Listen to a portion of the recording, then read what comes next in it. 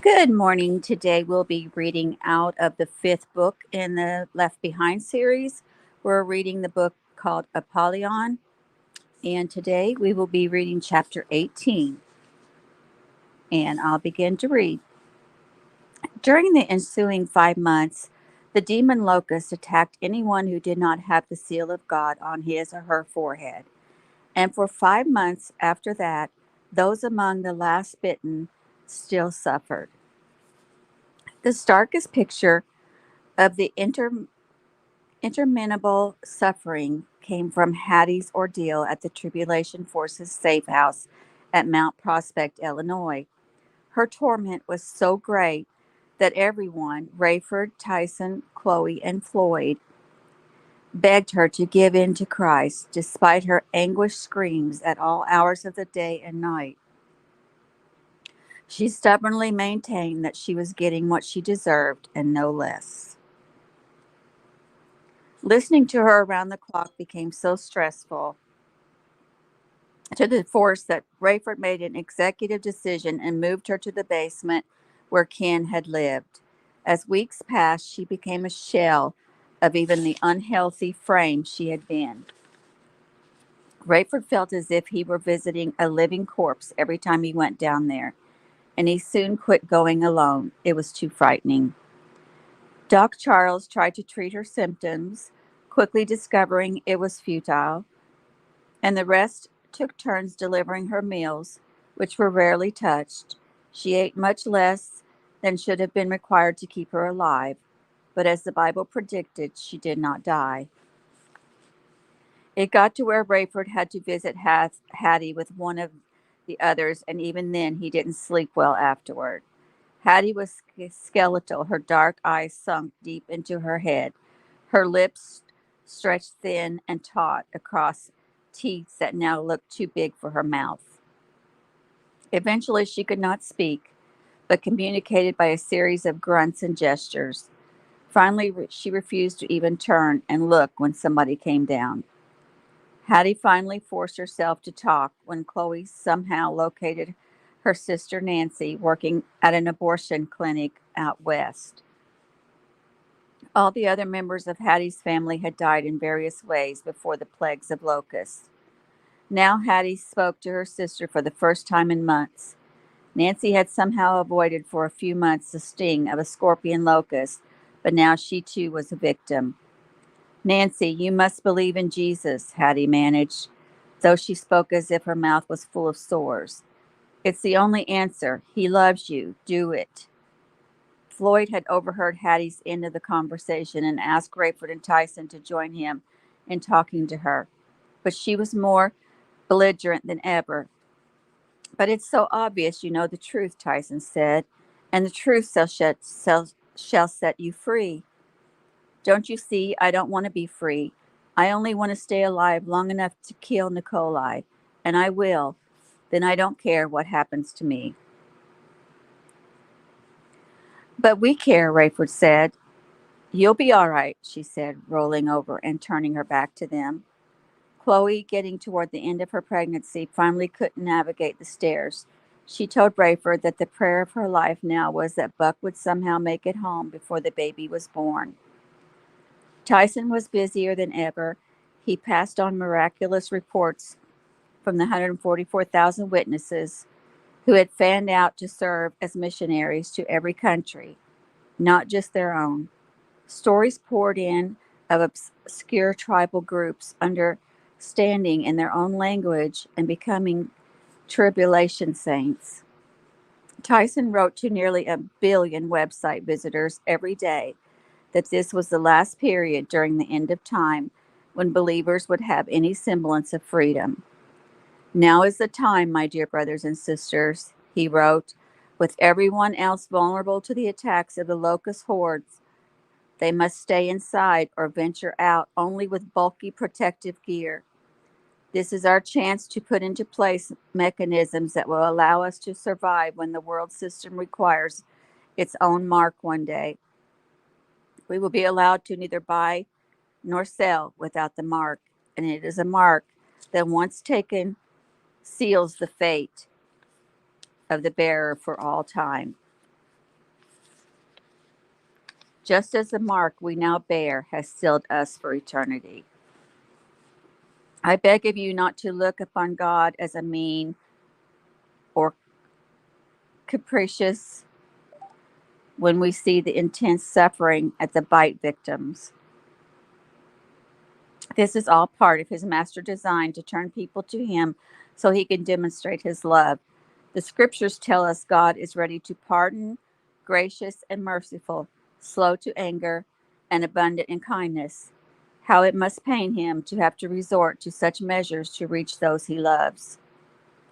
It hurts us to see that even those who do receive Christ as a result of the ultimate attention getter still suffer for the entire 5 months prescribed in biblical prophecy. And yet I believe we are called to see this as a picture of the sad fact that sin and rebellion have their consequences. There are scars. If a victim receives Christ, God has redeemed him, and he stands perfect in heaven's sight. But the effects of sin linger. Oh, dear ones, it thrills my heart to get reports from all over the globe that there are likely more Christ followers now than was raptured. Even nations known for only a minuscule Christian impact in the past are seeing great numbers come to salvation. Of course, we see that evil is also on the rise. The scriptures tell us that those who remain rebellious, even in the light of this awful plague, simply love themselves and their sin too much. Much as the world system tries to downplay it, our society has been has seen catastrophic rises in drug abuse, sexual immortality, murder, theft, demon worship, and adultery. Be of good cheer, even in the midst of chaos and plague, loved ones. We know from the Bible that the evil demon king of the abyss is living up to his name. Abaddon in Hebrew and Apollyon in Greek, which means destroyer, in leading the demon locust on the rampage. But we are the sealed followers of the Lord God, need not fear, for as it is written, he who is in you is greater than he who is in the world. We are of God. He who knows God hears us.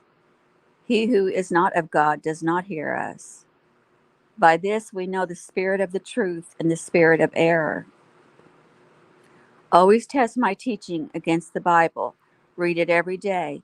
New believers, and none of us are old, are we? Learn the value of the discipline of daily reading and study.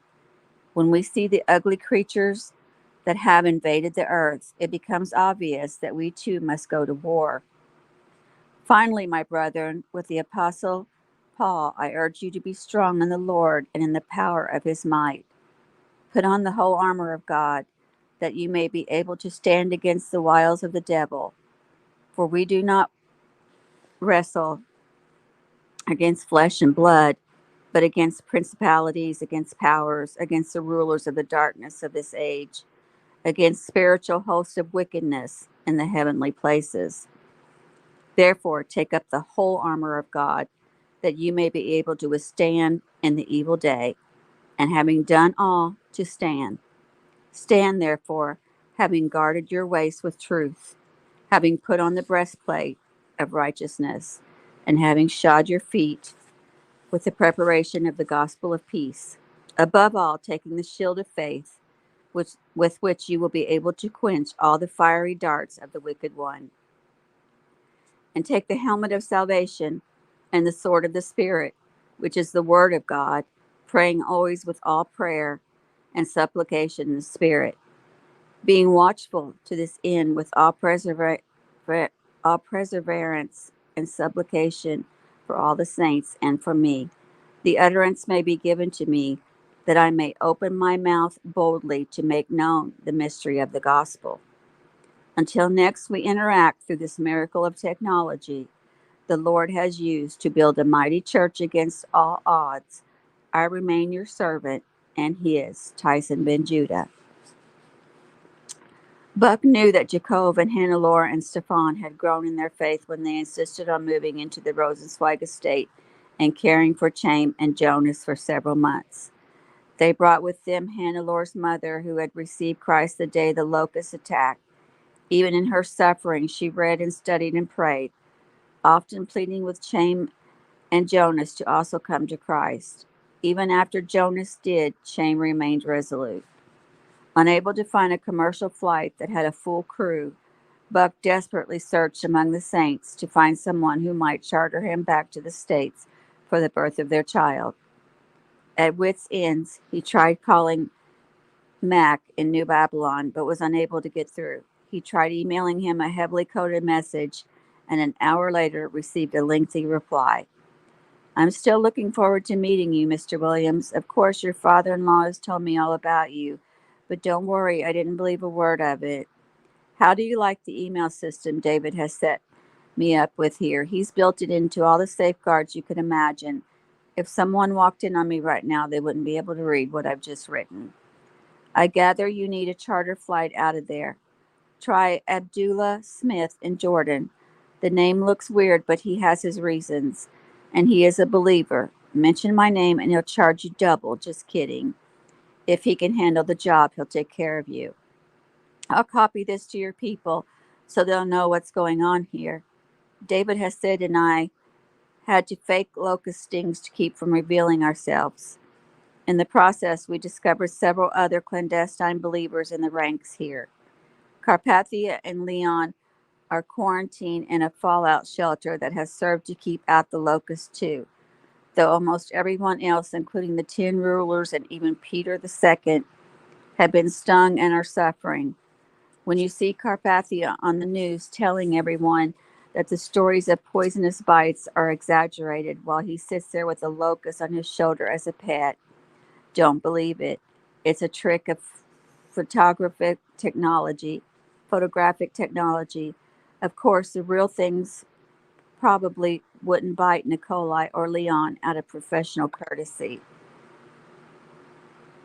A few of us believers have been able to pretend we are simply recuperating more quickly, so we don't lie around the infirmary 24 hours a day listening to the agony. Carpathia has sent me on some missions of mercy, delivering aid to some of the worst off rulers.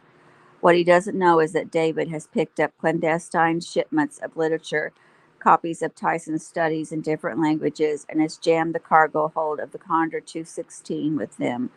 Believers, wherever I go, unload and distribute them. Word has gotten back to Leon that all this Christian literature is flooding the globe, and he's furious about it. So is Peter II. I hope someday they both find out how it was transported, but not yet. Pray for us. We're your eyes and ears in New Babylon, and light as I try to make it all sound, we're in very precarious situations. Subversives are punished by death here. Two close members of Peter Matthews' staff were executed for mentoring to global community personnel something Peter thought was private. Carpathia heard about the executions and sent him a note of congratulations. Of course, Peter is on Nikolai's hit list, or at least for sure on Leon's. Leon believes there's no need for any religion because we have His Excellency the Potent to worship. I say that with irony, but Leon is dead serious. David was in the room when Leon suggested passing a law that people have to bow in Nikolai's presence. That may be the end of me. The believers here cannot meet for fear of suspicion and detection, but we encourage each other in subtle ways. Fortunately, David has been elevated to a position that puts him on a level close to the senior pilot, yours truly. So we are expected to interact a lot. We love the late Ken Ritz's idea for the believers commodity co-op, for lack of a better handle. And we think your wife will make an absolute smashing CEO. You know who her direct competition will be, of course. Carpathia himself is personally really taking charge of global commerce effective immediately. You heard it here first. He wants those 10 kings in his hip pocket, doesn't he? You know, Mr. Williams, I heard something on the Condor a few days before the locust attack that proved one of Dr. Ben Judah's points. Remember when he wrote that this period is not just a grand war between good and evil, but also a war between evil and evil? I think his point was that we were to love each other and make sure the crisis doesn't turn us on each other and spur fights between good and good. But anyway, Matthews and St. Nick and the ever present my whole my whole Fortunato is tied to you, Excellency, are aboard the Condor 216. I finally figured out the significance of Carpathia's obsession with that number, by the way. Well, actually, David told me. He thought everybody knew. Your quiz for the week. So on the plane, old Matthews is really putting the screws to Carpathia. He's demanding this and urging that and begging for more share of the taxes for all the wonderful stuff Enigma Babylon is going to do for the global community. Nikolai is yesing him and uh-huhing him to beat the band. Matthews takes a bathroom break and Nikolai tells Fortunato, if you don't have him hit, I'll do the job myself. Of course, Leon tells him he's outlived his usefulness and I'm working on it. Well, didn't mean to ramble, but with all the afflicted here, I've got more alone time than I'll probably ever have again. All the best with the little one. We'll pray you get home in time and that Mama is up and around in time to get back to work and make a parent out of you. Greet everyone for me. In the name of Christ, Mac M. Still grieving the loss of Ken Ritz, missing his interaction with Mac McCullum, and reeling from the attempted infiltration of the bumbling Ernie, Rayford took his time getting to know T.M. Delanty, while Ernie and the irrepressible Beau were encountered at Arthur Young Memorial Hospital in Palatine.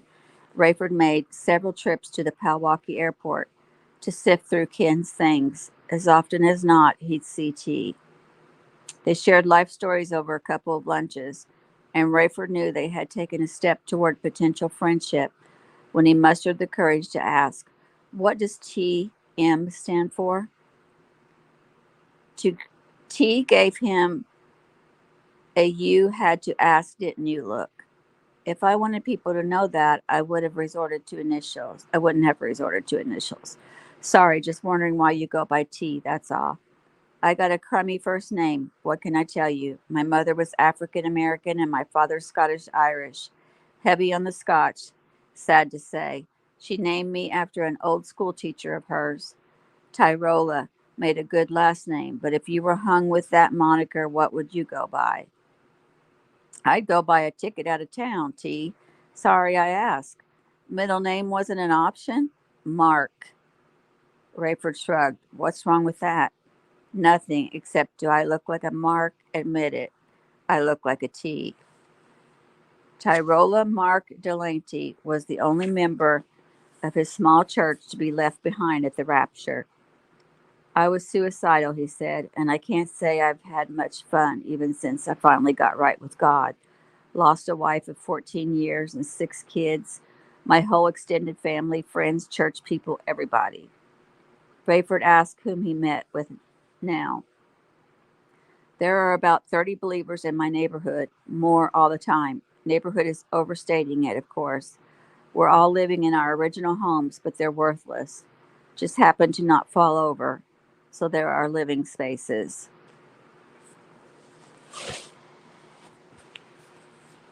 After a few meetings, Rayford and T finally got around to the subject of Ken and Milwaukee and Beau and Ernie.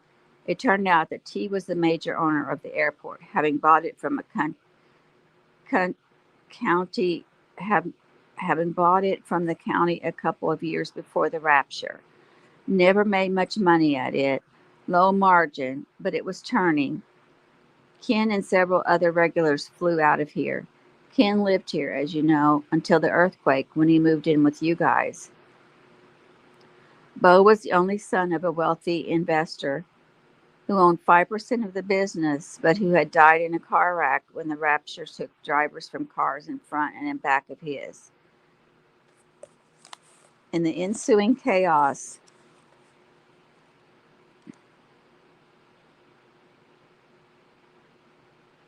Bo shows up as the sole heir, trying to act like a board member and a boss. I humored him until he brought Ernie on. I fought it at first. He was a 19-year-old who had dropped out of school when he was 14, but reported to be a natural mechanic. Well, it turned out he was, and he helped a lot around here. I only put it together the day of the locust attack that Ernie and Bo had a scheme going. Why would they have wanted Ernie to infiltrate our group? Rumor was that Ken had a lot of money. Ernie was trying, I think, to get in good with him. He and Bo would have run some scam on him and tried to cash in. When Ken was killed, they went into high gear. You saw the sad result of that comical effort. Rayford studied T, trying to decide whether to ask what he thought of the rumors about Ken's wealth. He decided not to pursue it yet, but T made the questions moot. The rumors were true, you know. As a matter of fact, I do know, Rayford said. How did you know? Ken really wanted to buy the airport, and I really wanted to sell it. That was my hope all along. But now I had a different motive. Rebuilding it after the earthquake really strapped me, and I needed to cash out. I wanted to pour a little money into our tiny congregation and see if we couldn't accomplish something for God in the few years we have left. I asked Ken if he could afford market value for the airport, and he assured me he could. Did he happen to say where he banked? T smiled. We're still filling each other out, aren't we? Still playing cat and mouse. I was just wondering, Rayford said. Yes, I think we're both up to speed. What do you think should be done with Ken's assets, T? Used for God every last dime. That's what he would have wanted. I agree.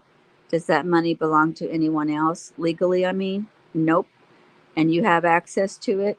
You want to dig with me, Rayford? I don't know. What are you paying? Unless Ken told you you could have it, I believe rightfully it's mine. It was left on my property. I'm not sure where, and I'm not sure how much, but I'd sure like to get at it before Bo and Ernie recuperate. Rayford nodded. Your little church can make use of all that. Like I said, we want to see if we can do something significant. We wouldn't build a church or fix up our homes. Any inkling how much you're talking about? Rayford said. Maybe over $1 million. Would it surprise you to know it's probably 5 times that? Are we negotiating, Rayford? You want some of this? Think you're entitled to it? What? Rayford shook his head. I'd like to be able to buy his planes. I have no claim on his money or anything else. I'll tell you what, T said. If there's half as much money as you think there is, I'll give you his planes. How much for the Gulf Stream? If there's as much as you say there is, you can have that one too. And can I fly out of here? You can house them, keep them up, and live here with them if you want. And may a Jordanian fly my son-in-law in here within 24 hours, no question asked? You got it, brother. Rayford broached the subject of a world commodity co-op among believers, coordinated out of the Tribulation Force safe house. Any interest in getting behind that? Delivering, running charters, that type of thing? Now that I could get excited about, T said. My little band of believers, too, I'll bet. Buck met Abdullah Smith in an outdoor cafe run by a young woman on the tail end of her recuperative season. Abdullah was as secretive and quiet as just about anyone, but he had a clear mark on his forehead and was healthy. He embraced Buck with vigor despite being a laconic conversationalist. The name McCollum is all I need to hear, sir. We are brothers, the three of us. I fly, you pay, nothing more need be said. And it wasn't, at least by Abdullah. Buck told him he was making one last social call and would meet him at the airport in Amman at 6 that evening. I would appreciate a stop in northern Greece and then straight to the Chicago area. Abdullah nodded. The streets of Jerusalem were largely deserted. Buck had never grown used to the sobbing and howling he heard on every corner. It seemed many suffered in every household. He heard that thousands in Jerusalem had slit their wrists and tried to hang themselves, drunk poison, stuck their heads in a gas oven, put plastic bags over their heads, sat in garages with cars running, even jumped in front of trains and leaped off buildings. They were severely injured, of course, and some were left looking like slabs of butchered meat, but no one died. They just lived in torment. Buck found Rosenzweig's home a little quieter, but even Chaim begged to be put out of his misery. Jacob reported that Chaim had taken no nourishment, none for more than a week. He was trying to starve himself to death or develop a fatal case of dehydration. He looked terrible, emaciated, and wan. Jonas and Jacob's mother-in-law were more stoic. Though clearly suffering, they did what they could to help themselves. They slept, they ate, they got up and around. They tried medication, though it seemed to make no difference. The point was in trying. They looked forward to the day they would be free from the effects of the sting. Jonas, in particular, was childlike in his excitement over reading the Bible with Jacob and having Tyson Ben Judah's daily cyberspace message read to him. Chaim merely wanted to die. Buck sat on his bed until the old man cried out in agony. Everything hurts, Cameron. If you cared a whit about me, you would free me from this misery. Have compassion. Do the right thing. God will forgive you. You're asking the impossible, and I wouldn't do it anyway. I wouldn't forgive myself if I didn't give you every opportunity to believe. Let me die. Chaim, I do not understand you. I really don't.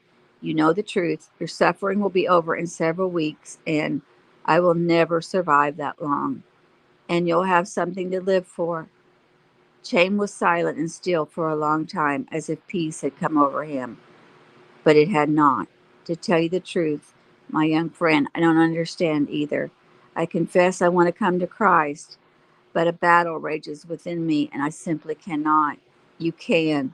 I cannot. Not being able to is not the problem, is it, Doctor? James shook his head miserably. I will not. And you deny my charge that your pride keeps you from God. I admit it now. It is pride, but it's there and it's real. A man cannot become what he is not. Oh, that's where you're wrong, Chaim. Paul, who had been an Orthodox Jew, wrote, if anyone is in Christ, he is a new creature. Old things have passed away. Behold, all things have become new. Chaim thrashed painfully for several minutes, but he said nothing. To Buck, that was progress. Chaim, he said softly. Leave me alone, Cameron. I'll be praying for you. You'll be wasting time. Never. I love you, Chaim. We all do. God, most of all. If God loved me, he would let me die. Not until you belong to him. That will never happen. Famous last words. Goodbye, friend. I'll look forward to seeing you again. And that is the end of chapter 18. And next we'll be reading chapter 19. And thank you for joining me. Have a wonderful day.